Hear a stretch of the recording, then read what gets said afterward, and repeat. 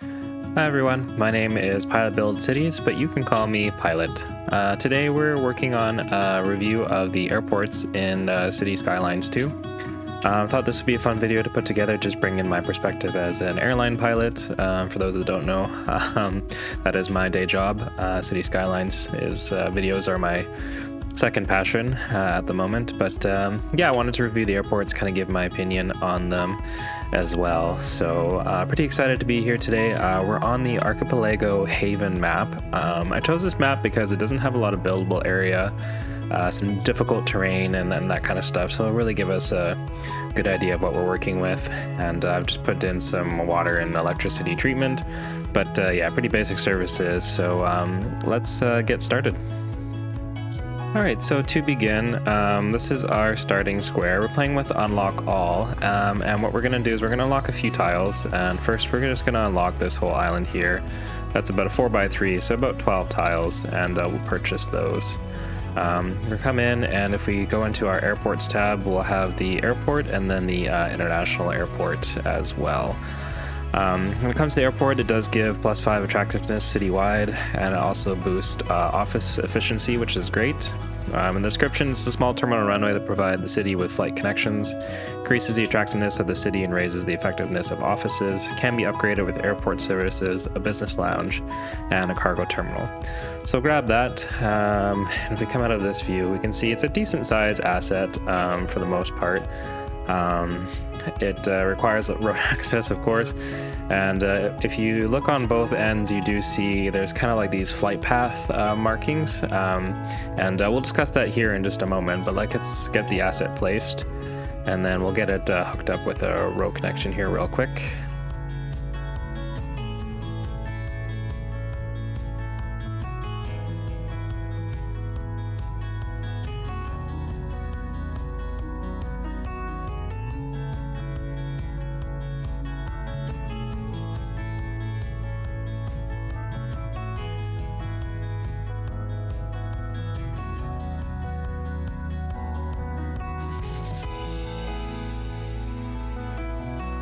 Alrighty, so with that hooked up, it'll give us some water and power. Let's begin.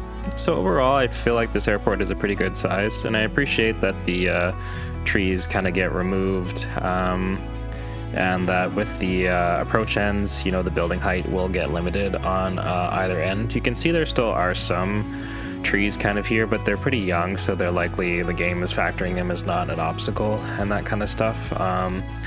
On both ends here, but overall, yeah, pretty happy with that idea. In Cities Skylines 1, you could basically zone high-density buildings right next to a runway, and the planes would just happily fly right through them. So one thing to note, although this asset is terrain conforming, in this area, not so much of an issue, but it doesn't actually flatten out any of the surrounding terrain.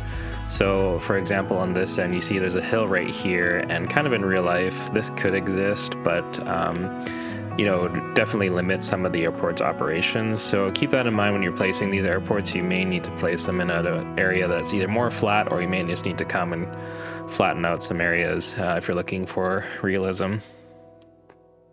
So overall, the airport size, pretty realistic, I'd say, for a small airport. There's looks to be about 1, 2, 3, 4, 5 gates, and there's mostly sufficient parking here. I would say you're missing kind of some of your long-term parking for passengers who maybe want to leave their car for a while. We do have a nice sort of employee lot on this side, and we also have a gated road access down here if we come in and zoom into the asset. So I really like this here, just to kind of, that's a nice touch of realism there. If we come over to the airside part of the building, and let me just spin the camera around, you can see all these garage doors here. This is quite something I see often at a lot of airports. That's where your bag rooms would be. So when you check in your bag, it goes through the baggage system at the airport, and then would arrive down in a bag room, and then the ground crew can access it from here, and they can load it, which is great. So if we come out of this view and we look at the upgrades for the airport, there's 3 of them, as it mentioned. Get out of the roads first here. So we have the first upgrade is the business lounge, and that places right here by this parking lot. And overall, I think this is a good asset. It kind of adds a nice little exclusive area for those who maybe have lounge passes. If you have certain credit cards or status with an airline, gives you a nice overview of the airport area here, where you can see all the planes moving around. So overall, I'd say this is a pretty nice addition and pretty realistic to add to your airport. Next we have is the cargo terminal, and this does fit in the footprint of the airport area in a way. It does have a little bit of rail that kind of sticks out right over here, but overall it fits. I like the rail facility, especially the cargo props all around it. I don't know if I agree with how realistic it would be to have a cargo rail facility at an airport like this. You know, it is scaled down obviously in Cities Skylines, but you know, if this is serving a city of about 50 to 100,000 people with an airport this size, it might not be realistic to have a full train station. You definitely would have cargo at the airport, but likely not a rail facility. So final upgrade is just the airport services. So this one you can add, but there's no change to the outside of the building. It just goes kind of within. And this one is small shops, restaurants, and kiosks for passenger convenience. The services pay rent, which offsets some of the airport maintenance costs, but increases the water and electricity consumption slightly. So kind of makes it more comfortable for passengers or for people who want to visit your airport. But that's the upgrades.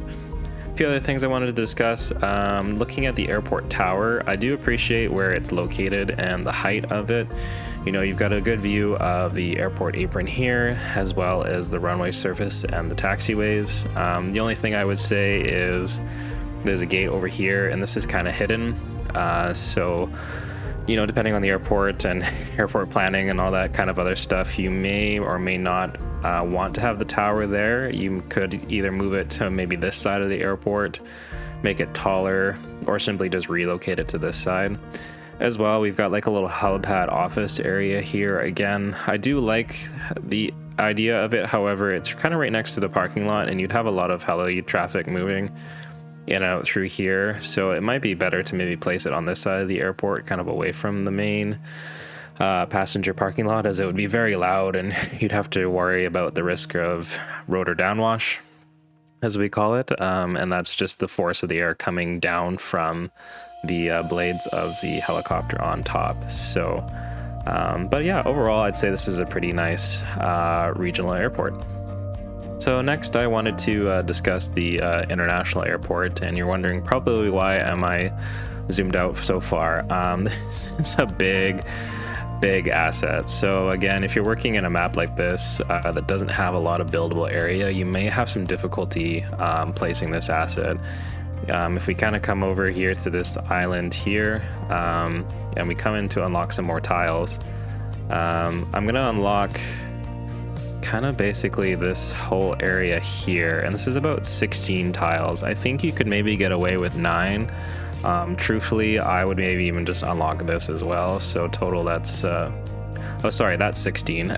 If we take this one away, this is about 12, and about there is 9. I think the whole thing fits in about 9, but overall I would recommend you need at least 16 tiles to fit in this thing. So keep that in mind when you're planning. Again, this one, you might have some options to maybe place it here, might work, maybe with some difficulties. Again, there's this island here, but thinking of your city layout, this is going to need a lot of connections to get people to and from. So depending on where you put it, you know, it may cost quite a bit of infrastructure to get it. So we'll purchase those tiles. And then if we come into the airports again and take the international airport, as you can see, like it fits barely kind of in here. Again, it probably could fit within 9 tiles, but yeah, I think 16 is probably the better option.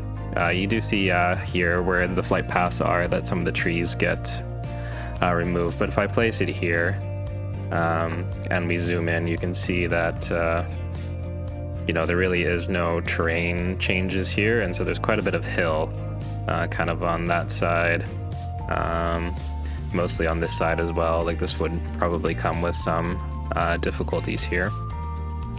overall, I think this is a very stunning asset. It reminds me a lot of Denver International Airport, especially with this train station here in Denver. I believe the light rail goes right into the airport, and then the overall design in the front is quite stunning. I do appreciate this little overview here. That there's kind of an outdoor dining area down here in the front. You know, there's passenger walkways, all these signs. If you get really down and close in, you can see there's a taxi stand there. What else do we have around here? Yeah, a few bus shelters. Oops, sorry, jumpy camera. And what else do we have? There's even like a nice little like emergency exit here. You can see the green exit sign there, Terminal 1 sign there as well. And I think, yeah, Terminal 3 looks like they skipped 2. What is this, Toronto Pearson? Oh, Terminal 2 is here. I guess they stuck it on this side. Terminal 3 is the middle. But yeah, overall a really stunning asset. Parking wise, I'd say quite limited again. You know, you got a few small lots here. This lot is a bit bigger, but looks like it's mostly connected for maybe this cargo station here. Again, the international airport comes with no upgrades, so what you see is what you get, which I found a bit interesting. I tested it. There is no cargo connections available. This is strictly passenger only.